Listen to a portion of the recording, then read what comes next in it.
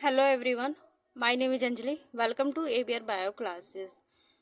आज हम पढ़ेंगे इनहेरिटेंस बायोलॉजी का ये 6th लेक्चर है, जिसमें हम पढ़ेंगे टेट्राड एनालिसिस को। ठीक है, तो स्टार्ट करते हैं टेट्राड एनालिसिस से। टॉपिक है हमारा टेट्राड एनालिसिस। ठीक है, टेट्राड एनालिसिस को पढ़ने से पहले हम एक कॉन्सेप्ट को समझेंगे। पिछले वीडियो में हमने जीन मैपिंग को पढ़ा था, जिसमें हम रिकॉम्बिनेशन और क्रॉसओवर को देखा था। ठीक है, तो यहाँ पर भी कुछ पॉइंट समझते हैं। रिकॉम्बिनेशन का मतलब क्या था? रिकॉम्बिनेशन का मतलब था एक्सचेंज करना। ठीक है, और क्रॉसओवर का मतलब क्या था कि मैकेनिज्म, जो मैकेनिज्म है, जो तरीका है ज्वाइन करना, कट करना, रीज्वाइन करना, मैकेनिज्म को हम क्या कहेंगे? क्रॉसओवर कहेंगे। ठीक है, रिकॉम्बिनेशन क्या है? एक प्रोसेस है होमोलोगस क्रोमोसोम के बीच में जो जेनेटिक एक्सचेंज होता है। ठीक है, जेनेटिक का एक्सचेंज होता है, उसे हम रिकॉम्बिनेशन कहते हैं।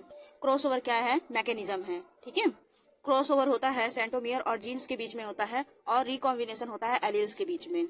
एलील्स का एक्सचेंज होता है।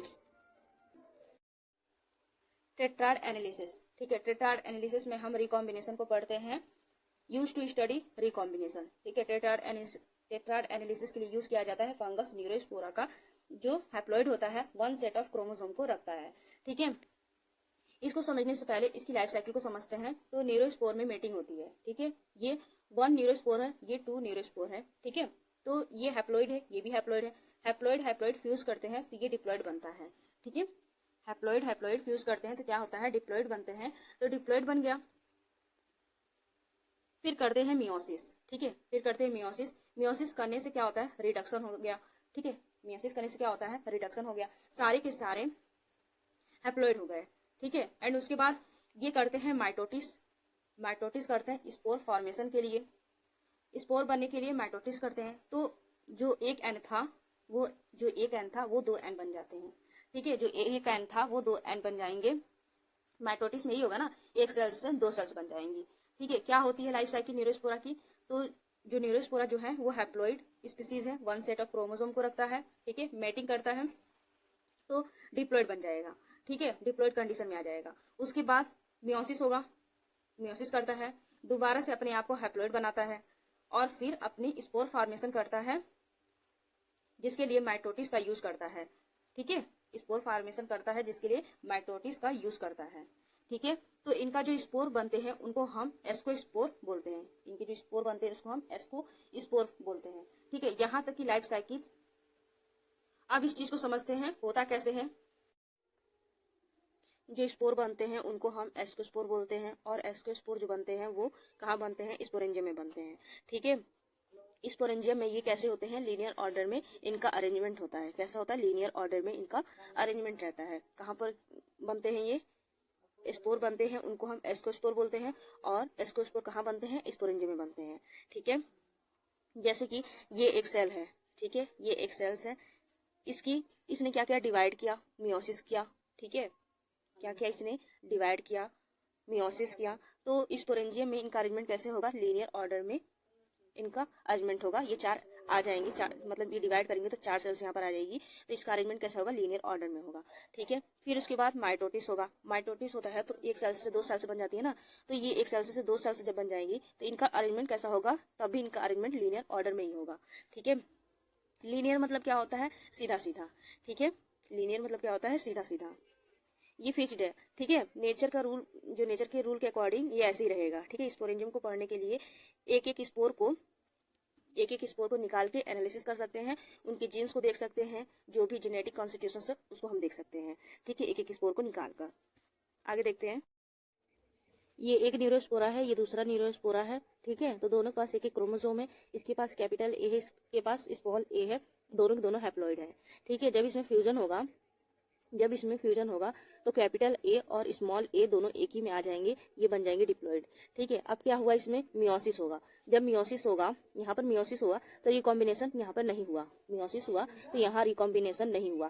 फिर मियोसिस हुआ तो 4 क्रोमेटिड्स जो थे वो अलग अलग हो गए, जिस तरीके से हमारे गैमेट्स होते हैं। ठीक है, 4 क्रोमेटिड्स अलग अलग हो गए जिस तरीके से गैमेट्स होते हैं, और ये स्पोरेंजियम में लीनियर ऑर्डर में हो जाएंगे। ठीक है, ये स्पोरेंजियम में लीनियर ऑर्डर में हो जाएंगे। ठीक है,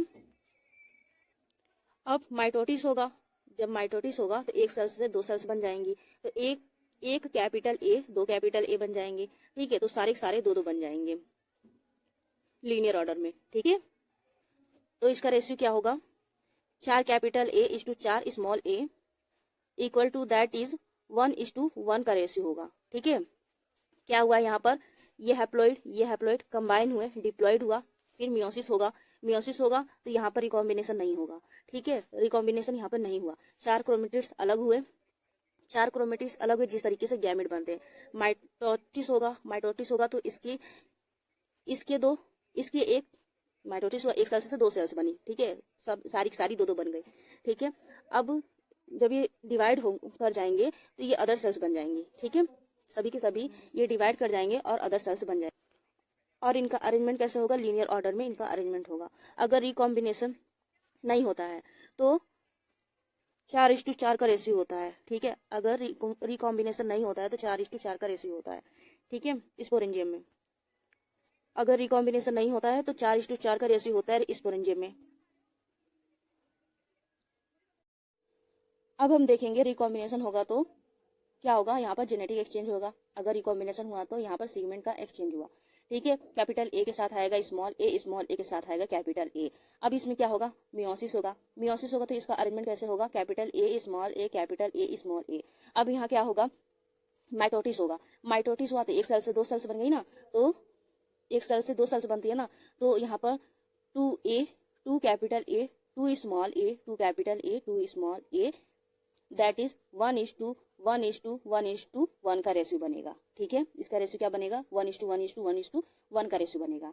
ठीक है, वहां पर क्या था, 2 कैटेगरीज थी, कैपिटल ए वाले सारे एक तरफ थे, स्मॉल ए वाले सारे एक तरफ थे। अब ये हो गए सेग्रीगेट। रिस्पेक्ट किस में देखना है, कितने कैपिटल ए हैं और कितने स्मॉल ए हैं और किस अरेंजमेंट में ये है। ठीक है, उसके रिस्पेक्ट में देखना है। यहाँ पर चारों के चारों सेग्रीगेट होकर अलग अलग अरेंजमेंट में हो गए, इसीलिए ये 4 कैटेगरी वाले रेशियो हैं। ठीक है, ये 4 कैटेगरी वाले रेशियो हैं और वो 2 कैटेगरी वाले रेशियो थे। तो जब रिकॉम्बिनेशन होता है तो रेशियो चेंज होता है। रिकॉम्बिनेशन होता है तो 4 कैटेगरी वाले रेशियो बनता है, नहीं होता है तो 2 कैटेगरी वाले रेशियो बनता है। अब आगे देखते हैं, यहाँ पर देखा गया है कि रिकॉम्बिनेशन कैसे होता है और इसका रेशियो सारे का निकाला गया है। ठीक है, अगर 4:4 1:1 4:4 और 1:1 का रेशियो है तो रिकॉम्बिनेशन नहीं होगा। इसके अलावा कोई भी रेशियो होगा तो रिकॉम्बिनेशन होगा। ठीक है, आगे देखते हैं सेग्रीगेशन ऑफ एलील। ठीक है, सेग्रीगेशन ऑफ एलील का मतलब क्या होता है, एलील्स कब अलग अलग होते हैं। ठीक है, मियोसिस 1 में अलग होते हैं कि मियोसिस 2 में अलग होते हैं। तो जब रिकॉम्बिनेशन नहीं होता है, जब कोई रिकॉम्बिनेशन नहीं होता है तो मियोसिस वन में ये अपना क्रोमोसोम ले गया, ये अपना क्रोमोसोम ले गया, कैपिटल ए अपना क्रोमोसोम ले गया, स्मॉल ए अपना क्रोमोसोम ले गया। ठीक है, दोनों एलील्स जो है वो अलग अलग हो गए। जब रिकॉम्बिनेशन नहीं हुआ तो होमोलोगस क्रोमोसोम अलग अलग हो गए, एलील्स अलग अलग हो गए। ठीक है, अगर रिकॉम्बिनेशन नहीं होता है तो सेग्रीगेशन ऑफ एलील होता है मियोसिस 1 पर। ठीक है, अगर रिकॉम्बिनेशन नहीं होता है तो सेग्रीगेशन ऑफ एलील होता है किस पे, मियोसिस 1 पर होता है। ठीक है, तो इसीलिए इसको क्या कहते हैं, फर्स्ट डिवीजन सेग्रीगेट कहते हैं। ठीक है, फर्स्ट डिवीजन ऑफ सेग्रीगेट कहते हैं। अब हम देखते हैं जब रिकॉम्बिनेशन होता है तो क्या होता है, आगे देखते हैं। वहीं पर अगर रिकॉम्बिनेशन हुआ, ठीक है, रिकॉम्बिनेशन के बाद